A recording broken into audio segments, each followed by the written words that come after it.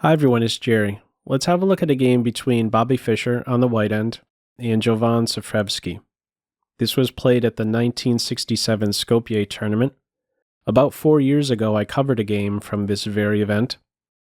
I titled the video, Bobby Fischer Wins with the Fischer-Sozin Attack in 17 Moves.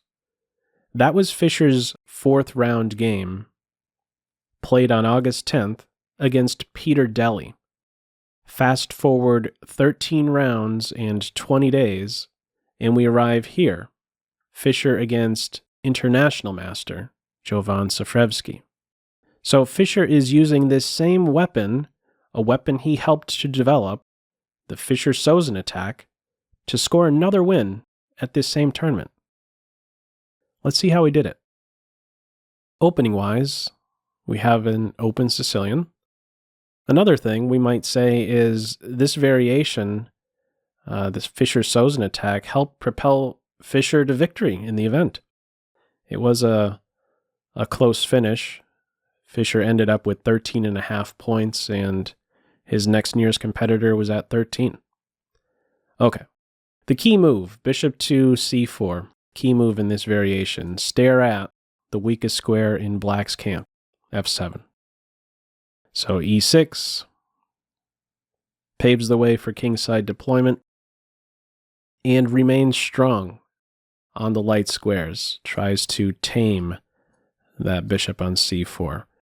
It's much better posted on b3, less accessible to pawn advances, and there's even that little center fork trick that can surface, a capture on e4 followed up with a double attack on c4 and e4.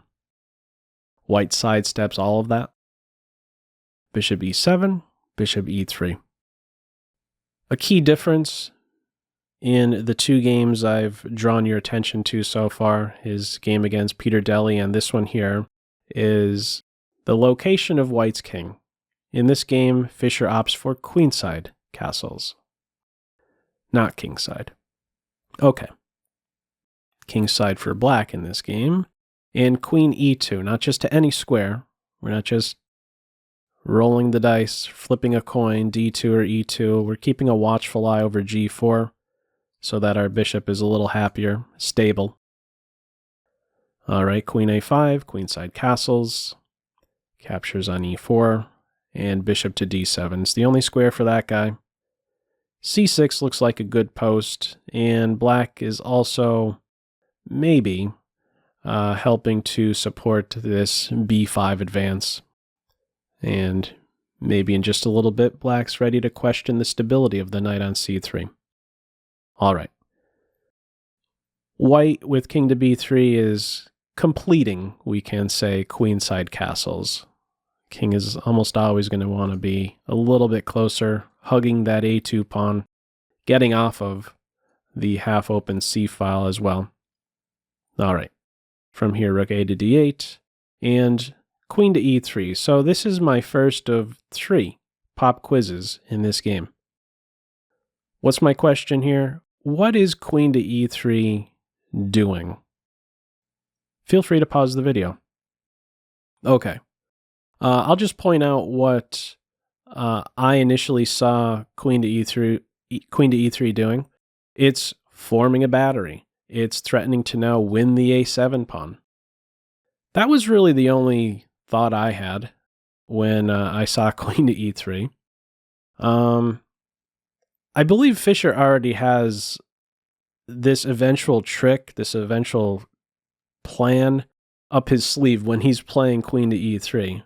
And it was only after I played through some moves that I realized, oh, yeah, there's a second idea behind queen to e3. We'll see what that is soon enough. First, how does black address this threat on a7? Black plays b6. Seems good enough. You'll notice a6 isn't really helping. You're in that kind of pickle. You get forked. The computer points out, you know what? Who cares about a7? Play b5. Don't be too concerned about losing a pawn. We are castled on opposite wings after all, and we should be giving more value to these open lines. All right. Well, b5 was not played. b6 it is in the game. And now we have move 14. Bishop takes knight. And best is for black to keep the structure as is and recapture with the bishop. Why didn't black play that? Well, you'd be dropping this pawn. In the end, the computer says that there's some compensation that black has. It's not quite a full pawn advantage that white enjoys here. Black, after all, has the bishop pair. The extra pawn white has is on the king side. Not so easy to really get that guy rolling in this environment. Okay, some compensation, but, you know, for a human, could totally understand why you would want to say, all right, you know what, I'll compromise my king side a little bit, but I'm not giving up my d6 point. Okay, well, pop quiz number 2 coming up. White to move, what would you play, or what is your plan here as white? Feel free to pause the video. Okay, the star move of this game, the one that certainly grabbed my attention, is knight to d5. That's a move that sparkles. Let me, those of you who didn't come up with that move, let me provide some tips for you to maybe make it so that you have a better chance of finding those type of moves. Maybe after what I share, you know, you'll have it becomes a little more likely that that might cross your mind. So here goes. For one, intersection squares. The biggest intersection square in the position is d5, for white at least. Maybe just in the whole position altogether. Look at all the different pieces that converge there. Very often, piece jumps to those points surface. That's one thing to focus on. And another is the black pawn structure. It has been compromised. And currently, we can identify one of the black pawns as a most important black pawn.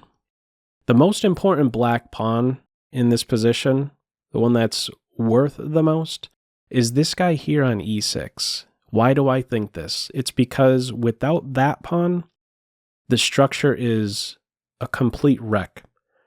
Without the pawn on e6, d6, f6, f7 would all be what? Isolated. And the d5 square would, as a result, be a big hole that multiple white pieces can make use of. What am I really getting at in drawing your attention to this e6 pawn? It's to maybe view that pawn as being worth much more than just a point.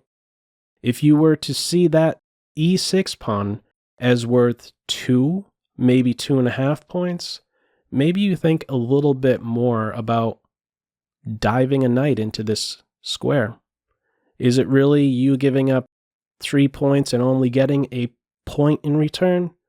Maybe not. Okay.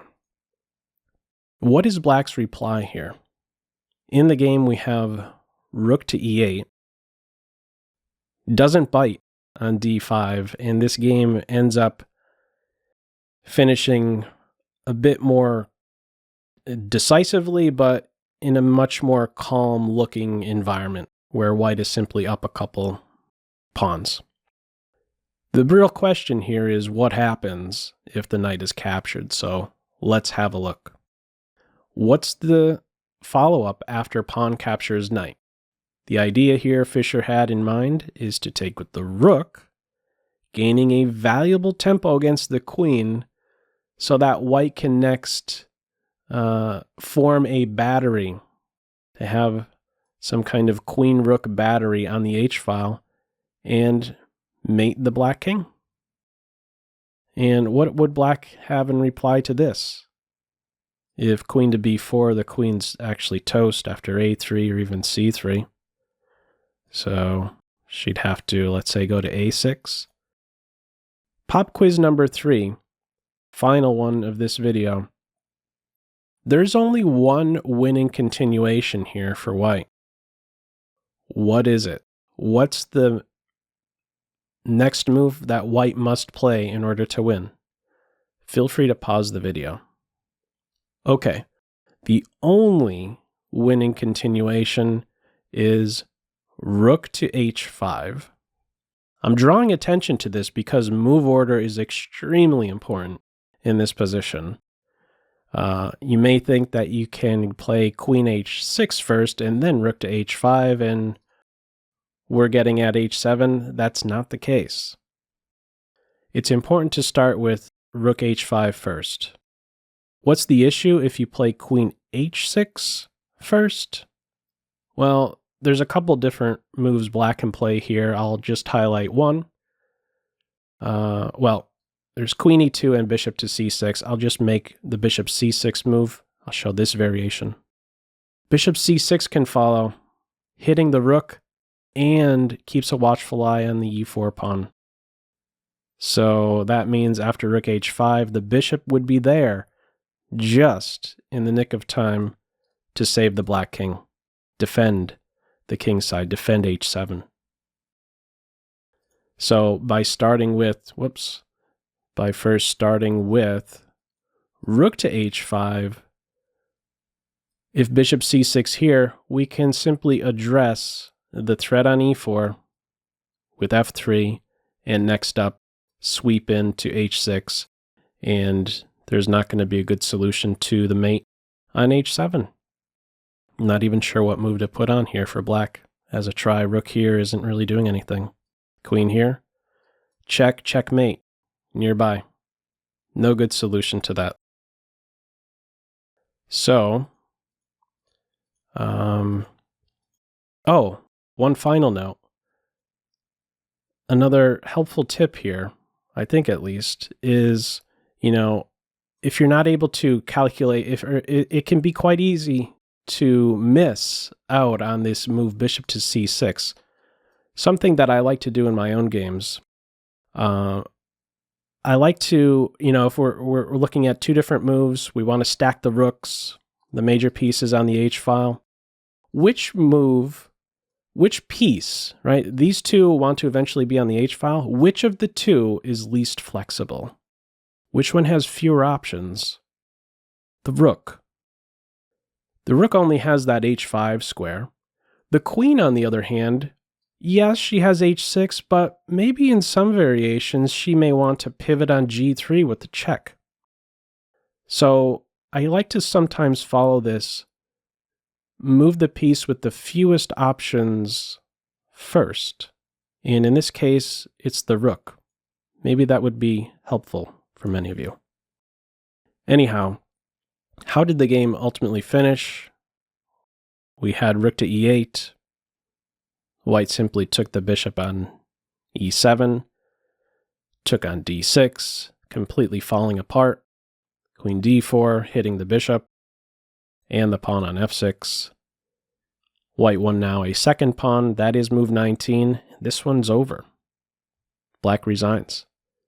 It's nothing to play for here. You're down 2 pawns. Your queen is on f6. You can't get rid of it.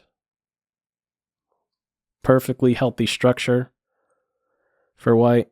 You name it. Everything is tipping in white's favor.